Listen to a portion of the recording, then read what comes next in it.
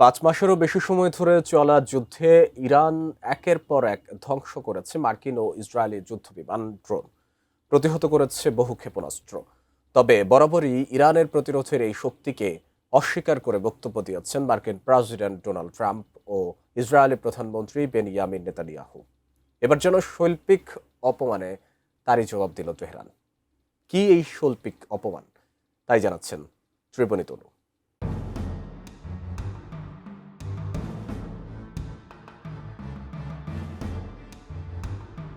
ইরানের রাজধানী তেহরানের এক বিশেষ প্রদর্শনীতে ভিড় করেছে বহু মানুষ। সেখানে সারি সারি সাজানো রয়েছে মার্কিন ও ইসরায়েলি যুদ্ধবিমানের কঙ্কাল। সম্প্রতি দেশটির রাষ্ট্রীয় টেলিভিশন IRIB একটি বিশেষ ভিডিও প্রকাশ করেছে।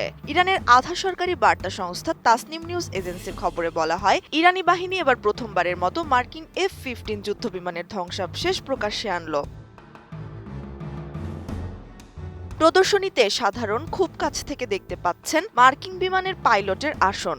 একই সাথে সেখানে রাখা হয়েছে বিমানের উপরের স্বচ্ছ কাচ ও লেজের অংশবিশেষ। শৈল্পিক নান্দনিকতায় প্রদর্শনীতে ঠাঁই পেয়েছে ভূপাতিত বিভিন্ন ড্রোন এবং ক্ষেপণাস্ত্রের ধ্বংসাবশেষ। উন্নত মানের কাঁচামাল, আরআইএল অ্যাঙ্গেল এন্ড চ্যানেল। এখন কাঠের দিন শেষ, আরআইএল এর বাংলাদেশ।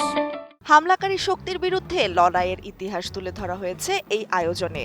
তাসনিম নিউজকে দেওয়া এক সাক্ষাৎকারে IRGCর মুখপাত্র জেনারেল হোসেন মোহেব্বি এই পেছনের গল্প বলেন। তিনি জানান, 12 দিনের যুদ্ধের পর ইরান নিজেই আকাশ প্রতিরক্ষা ব্যবস্থা তৈরির উদ্যোগ নেয়। খুব দ্রুত তারা নিজস্ব প্রযুক্তি গড়ে তুলতে সফল হয়।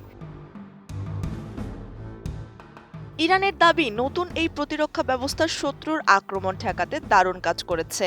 জেনারেল মোহেব্বি আরও দাবি করেন, যুদ্ধের সময় এই ব্যবস্থা একটি মার্কিন F-35 যুদ্ধবিমানকে সফলভাবে বাধা দিয়েছিল।